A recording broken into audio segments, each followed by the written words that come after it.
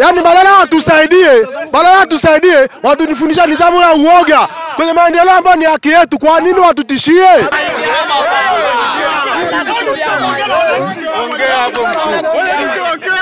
Ongea.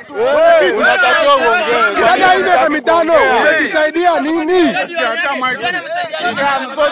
Na moja ya adha kubwa ni changamoto ya barabara. Na hivi kama unavyoona mwenyekiti hapa, hata leo hatujalala, kuanzia mvua zimeanza kulala kuanzia mvua. Tulia. Kuanzia, naomba sikiliza. Mimi naamini kama kuna changamoto, sisi viongozi tupo. Na ndio maana diwani amekuja, mwenyekiti yupo kwa ajili ya kutatua nini? Mtazamaji, jina langu naitwa Alphonse Kusaga, mwandishi wa Wananchi. Hapa ni katika barabara ya Machumba kuelekea Nkwarua.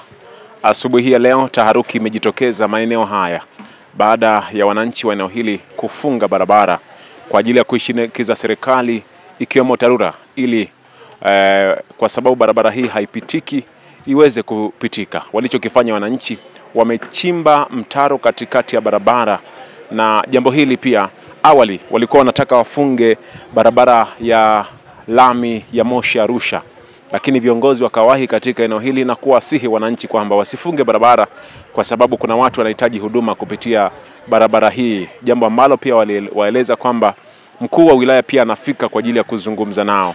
Ni kweli mkuu wa wilaya alifika katika eneo hili na kuzungumza na wananchi hao na kuwatuliza na kueleza kwamba serikali ina mpango wa kutengeneza barabara hii na tayari mkandarasi ameshakabidhiwa na ni kitendo tu cha yeye kuanza kazi. Amesema kipindi hiki cha mvua barabara zimekuwa ni changamoto, lakini serikali inaweka nguvu ya ziada sana kuhakikisha kwamba changamoto hii inatatuliwa kwa wakati.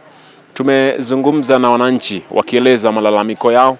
Tumezungumza na mkuu wa wilaya akitufafanulia namna ambavyo jambo hili limefanyika, huku wananchi wakikiri kwamba walichokifanya hakikuwa sahihi na wameomba radhi. Kwa hiyo mkuu wa wilaya kawasamehe na shughuli nyingine zikaendelea, kwa sababu kufungwa kwa barabara hii ingeleta adha zaidi, hasa barabara hii ya lami, kwa sababu ndio barabara kubwa ambayo ndio inatumika kwa usafiri wa hapa na pale. Mimi ni Kusaga, mwandishi wa Wananchi. Vijana zangu kweli tumekosea kuchimba hapa, lakini ipo sababu iliyofanya vijana wakawa na hasira wakachimba hapa. Siku zote hasira hasara. Mwenyekiti hapa alikuja, tukamwambia mpige diwani, akasema diwani apokee simu. Uongo kweli? Diwani ulipiga simu mwenyekiti kupokea, ni uongo kweli? Alikuwa anaendesha. Vijana wakachukua hatua kuchimba hapa. Baadaye kabisa vijana wakawa tayari wana hasira kuona barabara hii ndio ambayo inawaingizia hela, wakaenda kufunga barabara. Ni kweli tumekosea vijana, jirekebishe. Wale vijana wanataka kuita sasa hivi watakimbia, hawezi kuja hapa. Lakini wanataka maendeleo. Kama tunataka maendeleo tu na msimamo. Tumeshakosea, tumerekebishwa. Tuache serikali ifanye kazi. Bwana naitwa Gifty aka Jizo. Tatizo langu ni moja tu. Tunapiga simu hapa kwa viongozi, barabara yetu ni mbovu, diwani apokee simu. Alafu juzi tumepiga tena simu, mtenaji amekuja hapa kijiweni, tunamwambia ongea na habari wa Sunrise akakimbia. Anasema bajeti imetoka mara mbili, milioni 22 na milioni 10 na kitu. Hiyo ya pili ni ya kuchimba mitaro, ya kwanza ilikuwa ni kulima na kuweka vifusi. Mpaka leo viongozi wanatuambia ile haijafika kwenye mikono yao. Miaka 7 barabara haijalimwa. Watu wanaanguka hapa mlimani wakija kufia kwenye mmea kwa aje. Wanatuambia tuvumilie. Au alafu naomba uvumilie, je ukifa inakuaje? Miaka 5 waseme kuna shida gani kwenye hii barabara? Kwa sababu tumekaa hapa miaka 5, mama zetu wanaanguka hapa kila siku kwenye hii barabara. Watoto wetu kila siku hapa wanaumia kwenye hii barabara. Tunapata kazi ya kuwatibu tu watoto kwenye hii barabara. Kwa nini jamani? Viongozi wapo kila siku wanapita hapa viongozi.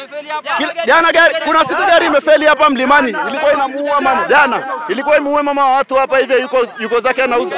Barabara ni mbaya sana. Jana mpaka gari imekuja imefeli, imegonga pale dukani kwangu, kidogo iniue dukani. Barabara ni mbaya. Tunataka serikali tuambie tunafanya nini, wanatufanyia nini barabara hii? Watu wanavunjika, magari yanaharibika kila siku. Jana usiku hapa ni usiku, hata pale sijatengenezwa nani hajatengenezwa mpaka sasa hivi. Utakutaka kwenda kuangalia pale. Gari imekuja kagonga dukani pale. Kusema kitu ninachowaza, kwa nini leo wanatunyima tumeona kwamba leo tufanye barabara, tutengeneze barabara yetu, tuseme ili viongozi wasikie wa juu. Mbona wanatunyima, wanatutishia kwamba ngoja mnakuja kukamatwa na polisi, wanaanza kusema mnaitwa nani, wanatupiga picha. Haki yetu ni nini? Kwa hiyo tukidai haki yetu tunapigwa picha. Mwenyekiti anatupigia picha pamoja na kiongozi wake ambaye yupo anaturekodi.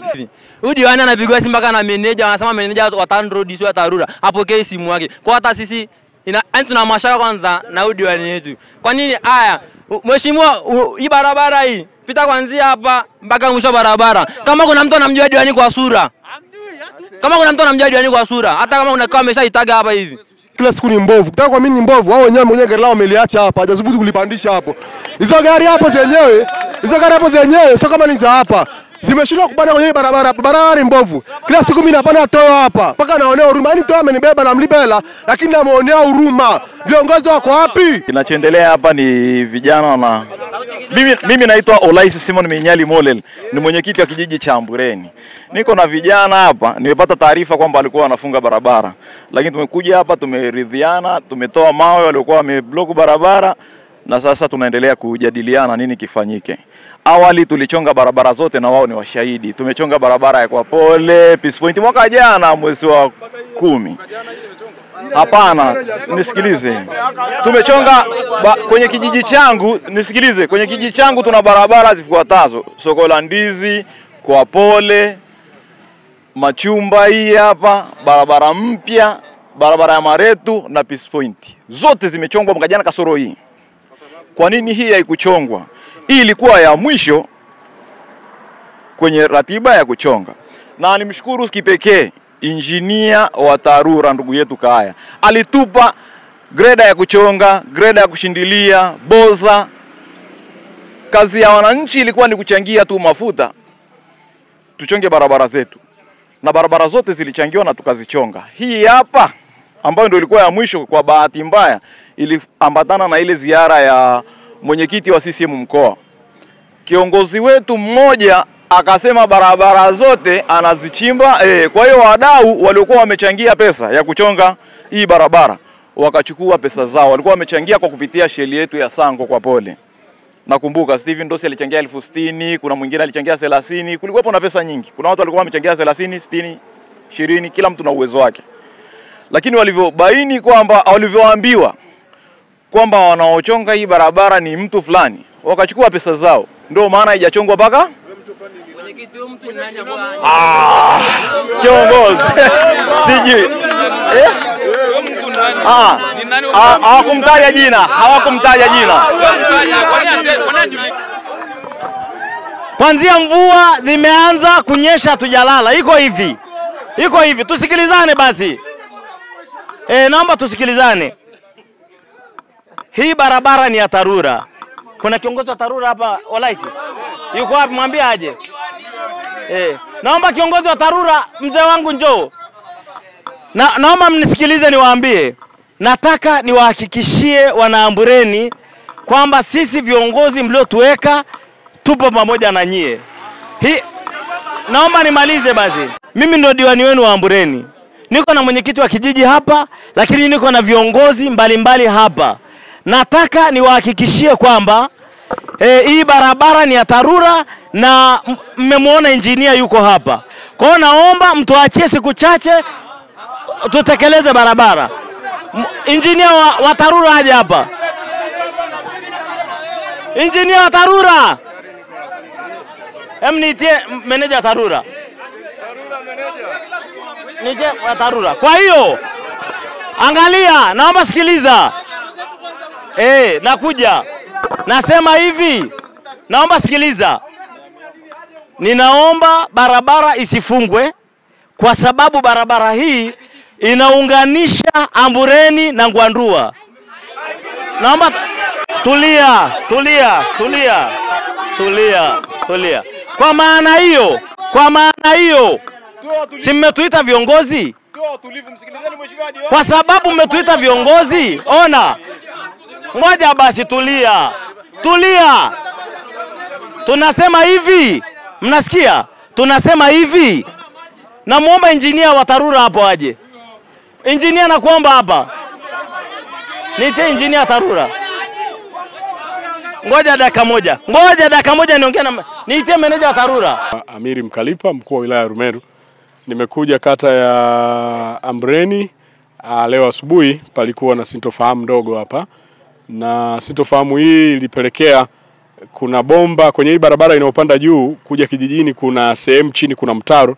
Sasa wananchi wakakata ule mtaro kwa maana ya kuondoa bomba la maji ya umwagiliaji imepitishwa ndani ya barabara. Kama unavyojua wilaya yetu ina mifumo mikubwa ya kizamani na ya kisasa ya umwagiliaji.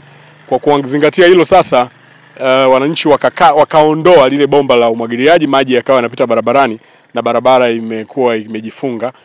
Hoja yao ni sehemu ya barabara hiyo hasa eneo la chini hapo kwenye Mlima Mkali panahitaji kutengenezewa mitalu pembeni. Bahati mzuri barabara ina mkandarasi tayari wa kutengeneza hiyo mitalu kwa ajili ya kupokea maji, lakini changamoto kubwa tuliyoipata ni kila mwananchi kwenye eneo la barabara hii maji yanaelekezea barabarani. Sasa uimara wa barabara unakosekana. Kwa hiyo tumekuja kuelimishana na vijana pale wamekiri kwamba wamefanya jambo baya, na mwisho wa hapo sasa hivi wanarudishia ule udongo ili barabara iendelee kupitika. Nimemsisitiza tu meneja watu wa TARURA wa wilaya ili ule mkandarasi aanze kazi sasa ya kufukua barabara, lakini ushirikiano waliotoa mwenyekiti wa kitongoji, mwenyekiti wa kijiji na mheshimiwa diwani as a team wamefanya jambo kubwa sana la kuongea na wananchi hao, kuwatuliza. Kabla mimi sijafika nimekuta wananchi wameshatulia wanaongea nao, na sisi tumekuja tukukazia maelekezo ya serikali. Hivyo changamoto imetokea, lakini imetokea pia kutokana na wakati wa mvua kubwa zinazonyesha. Sasa hivi ndio masika kwenye wilaya yetu. Kila eneo inanyesha mvua kubwa, na eneo letu la wilaya kila mtu anajua iko eneo la milimani na yako maeneo ya mabondeni. Sasa maeneo ya milimani maana yake barabara zinaharibika, na maeneo ya mabondeni barabara zinaharibika. Kwa namna yoyote ile tunatumia fedha kubwa za dharura nyingi kwa ajili ya kukarabati barabara. Barabara hii inapitika well and good, lakini tutaendelea kuiboresha, na tumekagua sasa kwa kutembea kuona zile sehemu korofi, lakini pia kuwaambia wale wananchi wanaoelekezea maji barabarani waache hiyo tabia mara moja ya kuelekezea maji barabarani, badala yake maji yaingizwe kwenye mitalo ili barabara hii iwe inapitika vizuri. Basi changamoto hiyo imekwisha, na sisi tunaendelea kufanya na majukumu. Tumeongea na wenzetu, tutakwenda kumsisitiza sasa mkandarasi wa kujenga mitaro mita 300 ashirikiane na mheshimiwa diwani, lakini pia nimeelekeza halmashauri ya Meru DC kwa sababu tuna mitambo zile sehemu ambazo zina ukorofi sana basi zichongwe, angalau ipatikane molam, hasa hapa kwenye mteremko mkali. Lakini tunaweza tukaweka molam, tumekubaliana pale tukiweka molam maji yakielekezewa tena barabarani maana yake hakuna tulichokifanya. Kwa hiyo tumekubaliana na wao, wameliona hilo kosa kama wananchi wamelifanya la kufunga barabara, wa kuchimba ile barabara kwenye mtaro wa kupitishia maji, mfereji wa kupitishia maji, lakini pia changamoto ya kuona kwamba ya kuingiza maji barabarani na kuharibu barabara. Nadhani hilo ndio kubwa, na nawashukuru sana Kusaga TV. Kwanza hiyo ni njia dhaifu, na hata nilipokuja kuongea wenyewe wamekiri pale wananchi. Umeona wamesema wamefanya jambo baya. Hiyo ni njia dhaifu ya kufunga barabara. Pale hawajafunga, wamechimba ili maji yapite, kwa sababu maji yale kuna mabomba, wameangoa mabomba yale ya mfereji ili pasipitike. Sasa ule ni tabia mbaya na ni kuvunja sheria za nchi, na wenyewe wamekiri wamefanya makosa, na sasa hivi wanaendelea kurudisha pale chini ili pakae vizuri. Utaratibu ni ule ule. Wananchi wanapopata changamoto tunayo serikali, na ndio maana pale umemkuta mwenyekiti wa kijiji uko very intact, mheshimiwa diwani wanakaa wanazungumza nao ili jambo liishe. Tuwasihi tu isitumike wasidharauliwe na kuwatweza viongozi wa chini. Nasema awali jiografia hii tunasema jiografia ya eneo letu la Rumeru, kwa sababu kuna upande wa juu na upande wa chini. Kwa namna yoyote ile barabara itakuwa na athari kubwa sana, kwa sababu mvua zikinyesha juu na watu wameelekezea maji barabarani, yanachukua molam iliyokuwa barabarani, maji yanakwenda chini. Kwenye kata za chini za Bwawani, Malula, zile za chini zote zinapata athari ya maji haya. Kwa hiyo nature na tulipo kama Rumeru, kwa sababu kuna ukanda wa juu na chini kutoka Mlima Meru, tunapata crisis kubwa sana ya barabara, kwa sababu hasa wakati wa mvua, na haya yote unayasikia kipindi cha wakati wa mvua.